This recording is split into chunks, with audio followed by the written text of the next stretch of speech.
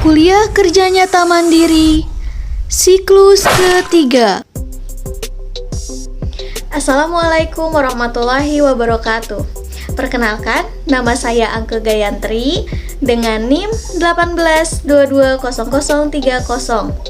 Saya dari kelas B1 non-reguler 2018, program studi pendidikan bahasa Inggris di IKIP Siliwangi Cimahi.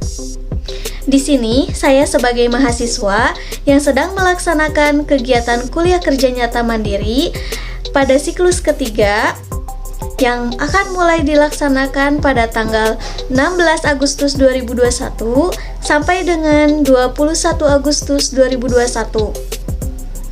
Untuk fokus kegiatannya yaitu kegiatan kewirausahaan di tengah masyarakat pada masa pandemi COVID-19. Adapun target sasarannya yaitu 2 orang pengusaha UMKM. Tempat yang akan menjadi kegiatan kuliah kerja nyata mandiri pada siklus ketiga ini sesuai dengan domisili saya. Untuk perencanaan kegiatannya, pada hari pertama saya akan melakukan identifikasi sasaran serta pendekatan sasaran, kemudian mempersiapkan kegiatan. Untuk hari kedua dan ketiga akan dilaksanakannya observasi serta wawancara. Kemudian akan dilanjutkan dengan partisipasi saya dalam kegiatan kewirausahaan tersebut. Pada pelaksanaan kegiatannya, ternyata saya memerlukan waktu 3 hari untuk melakukan identifikasi sasaran serta pendekatan sasaran dan mempersiapkan kegiatan. Dikarenakan ada salah satu UMKM yang sudah menjadi target sasaran saya ternyata berhalangan. Karena itu saya memerlukan banyak waktu lagi untuk menemukan target sasaran saya. Kemudian untuk pelaksanaan kegiatannya sendiri dilakukan pada hari Kamis dan hari Jumat. Berikut adalah beberapa foto kegiatan saya serta hasil wawancara yang sudah saya lakukan.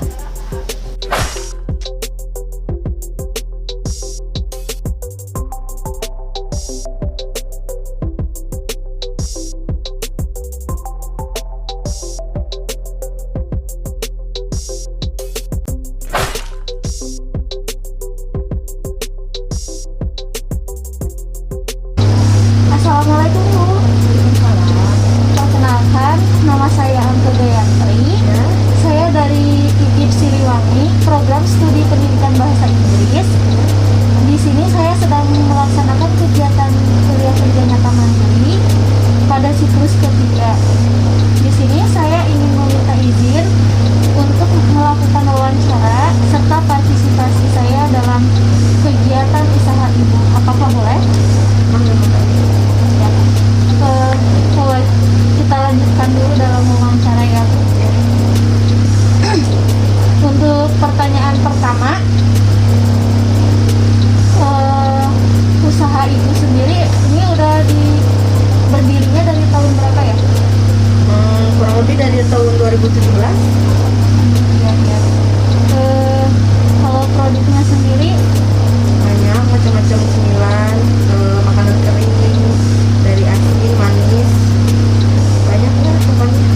ya, kan sekarang itu ada perubahan ya Iya. dengan adanya pandemi ini. Nah, kira-kira apakah ada perbedaan penjualan selama masa pandemi ataupun sebelum masa pandemi? Ada malah jauh banget pendapatan. Biasanya dapat 5.000, sekarang jadi 2.000, 3.000. Jadi mengurangi yang beli, jarang ada yang beli gitu. Turun hampir Iya. 50% ya. Kalau kegiatan selama masa pandemi itu sendiri bagaimana? Jadi ngurangi jam kerja, biasanya buka jam 7, sekarang jam 8. Ya biasanya jam 9, jadi jam 8 malam gitu. Kalau adakah ada kendala-kendala yang dialami dengan adanya COVID-19? Biasanya kita kan kirim dari pusat, dari Jakarta. Nah, biasanya sebulan hampir 10 atau 8 sampai 10 kali. Sekarang paling cuma 5-6 kali dalam pengiriman. Kan itu ya di lockdown dulu kan.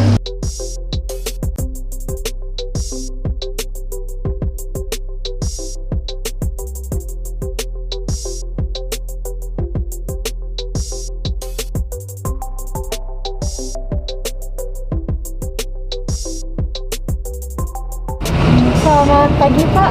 Pagi. Ya. Perkenalkan, nama saya Angga Gayantri.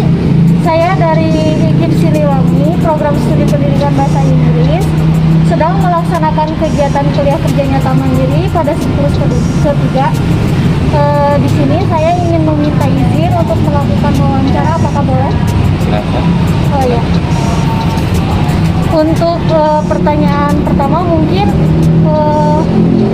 toko ini sendiri berdirinya pada tahun berapa ya Pak? Sebenarnya tahunnya sekitar tahun 2000-an, cuman belum berbentuk minimarket seperti ini. Jadi masih tahapnya toko bangunan tradisional gitu ya. Nah, seiring perkembangannya di tahun 2011, nah mulai didirikan dengan konsep minimarket. Dan toko ini merupakan pionir di wilayah Bandung Timur dengan sistem toko bangunan minimarket. Sampai sekarang udah sampai tahun 2021 berjalan. Mungkin kan sekarang ada pandemi ya. Nah, Ya. apakah ada perbedaan antara sebelum masa pandemi dan selama masa pandemi? Pastinya ada pengaruh karena yang kita tahu kan sekarang masih juga dalam masa PPKM ya, dan terasa banget dengan dunia usaha apalagi dunia kerja. Jadi sebelum pandemi dulu omset ya rata-rata lumayan lah untuk perharinya, tapi setelah terjadi masa pandemi itu umum ya, semua sektor usaha mengalami penurunan omset dikarenakan ya daya beli masyarakat yang sangat berpengaruh dengan terutama ada PHK karyawan, kemudian ada ekonomi lesu sehingga pembelian jadi berkurang gitu. Kegiatan selama masa pandemi itu bagaimana ya? Kegiatan selama masa pandemi? Kalau di toko ini alhamdulillah ya, kalau kita tahu kan di luar ada pembatasan waktu ya untuk aktivitas kerja, tetapi di daerah sini ya alhamdulillah masih normal. Jadi jam kerja aktivitas masih seperti biasa, cuman ya omsetnya saja yang berkurang. Untuk khusus toko bangunan ya? Iya, pembangunan. Karena kan kita tahu ada pembatasan jam kerja ya, kalau di beberapa tempat wilayah ya ada pembatasan. Tapi kalau di sini ya alhamdulillah nggak ada pembatasan seperti itu, masih normal, cuman omsetnya saja yang berkurang. Kalau kendala-kendala yang dialami dengan adanya pandemi COVID-19 ini apakah ada? Pasti ada, terutama ya tadi yang seperti saya jelaskan di awal, daya beli masyarakat yang berkurang sehingga omset toko yang perharinya biasanya rame itu jadi berkurang gitu. Itu yang sangat berpengaruh. Nah, cara mengatasi kendala-kendala tersebut bagaimana ya Pak? Menurut Bapak? Yang pastinya jam kerja dan aktivitas tidak akan berkurang. Nah itu kita istilahnya kan ikhtiar dulu ya Bu ya. Kalau hasilnya kan kita serahkan pada yang Maha Kuasa. Nah kemudian dari stok barang kita selalu ready gitu. Ya. Kita selalu ready. Jadi kita pengen ready stok ini jadi supaya setiap ada orang yang beli itu tetap ada gitu ketersediaan barangnya, harganya juga kita bersaing ya. Jadi yang dulunya misalkan terlalu mahal kita turunin dikit supaya daya belinya terjangkau gitu. Kemudian dari segi pelayanan kita tingkatkan.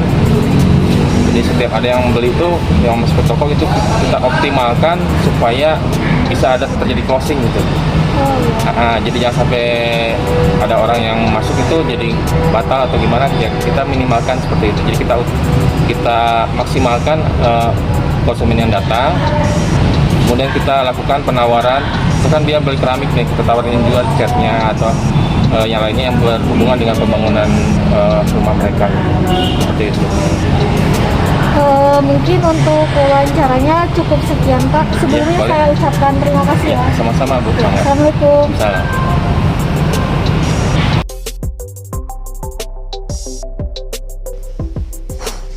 Hasil pengamatan yang didapatkan pada subjek ke-1 yaitu toko kue Lina, bidang usaha kuliner yang berupa makanan ringan dan makanan oleh-oleh khas seperti dodol, opak, dan sebagainya.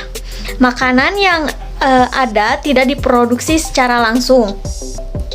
Jadi ada supplier yang langsung mengirim makanan ke toko tersebut. Kemudian adapun untuk dijual eceran, toko tersebut mengemas kembali dengan berbagai macam ukuran. Snack yang dijual pun terbilang sangat murah, mulai dari harga Rp2.000. Nah, untuk subjek kedua yaitu toko bahan bangunan. Dalam kegiatan kewirausahaan di tengah masyarakat pada masa pandemi COVID-19 ini, yang merupakan bidang perdagangan berupa bahan bangunan, tidak jauh berbeda dengan subjek ke-1. Stok barang yang ada disuplai dari toko lain. Kemudian, ada beberapa item yang dikemas kembali untuk dijual ecer, seperti paku, semen, dan barang lemesan lainnya. Maksud barang lemesan lainnya itu seperti buat pintu, slot, kayak gitu. Nah, kedua UMKM tersebut terbilang sangat sepi pengunjung. Kegiatan yang dilaksanakan masih tradisional, yang berarti hanya melalui toko saja, tidak menggunakan situs online. Adapun dari segi pelayanan yang disediakan oleh kedua toko tersebut sangatlah ramah dan dinomor-satukan. Terdapat perbedaan pada jam operasional toko Kuelina dengan toko bangunan Al-Hamim. Pada toko Kuelina, jam buka tokonya itu pukul 9 sampai dengan pukul 8 malam. Sedangkan toko bangunan Al-Hamim mulai buka tokonya dari jam 5 pagi sampai dengan jam setengah 8 malam. Dilihat dari segi masyarakat yang datang untuk membeli, masih banyak orang yang acuh terhadap protokol kesehatan untuk seperti memakai masker, dan tidak sedikit ya, hampir banyak lah orang yang datang ke toko itu, masyarakatnya itu kayak acuh dalam memakai masker. Berdasarkan penjelasan sebelumnya, yang merupakan kegiatan kuliah kerja nyata mandiri pada siklus ketiga, dapat disimpulkan bahwa kegiatan kewirausahaan di tengah masyarakat adalah sebuah kegiatan pendekatan bagi mahasiswa kepada masyarakat untuk memahami masalah apa yang sedang terjadi pada UMKM selama masa pandemi COVID-19. Untuk kegiatan yang dilaksanakan dalam jam operasional kerjanya, ada yang berpengaruh dan ada juga yang tidak berpengaruh pada masa pandemi COVID-19 ini, sesuai dengan aturan pemerintah. Adapun kendala yang dihadapi yaitu pengiriman barang yang tidak maksimal karena adanya pembatasan wilayah. Selain itu, kendala yang dihadapi adalah daya pembeli yang berkurang sehingga omset menurun. Adapun solusi atau strategi yang dilakukan agar meningkatkan income yaitu meningkatkan pelayanan secara maksimal, mencari pemasok barang yang lain, lalu persaingan harga dengan menurunkan harga yang asalnya terlalu mahal nih, jadi diturunkan sedikit dan tidak mengurangi modal. Berdasarkan hasil penelitian kegiatan kewirausahaan di tengah masyarakat selama masa pandemi COVID-19 ini, ada rekomendasi yang dapat disampaikan, yaitu pertama, meningkatkan pemasaran yang interaktif dan kreatif melalui sosial media. Pelaku bisnis dapat menjaga hubungan baik dengan pelanggan dan terus update mengenai UMKM, di mana ini akan memastikan UMKM masih berada pada lingkaran pelanggan, sehingga akan menjaring pelanggan baru.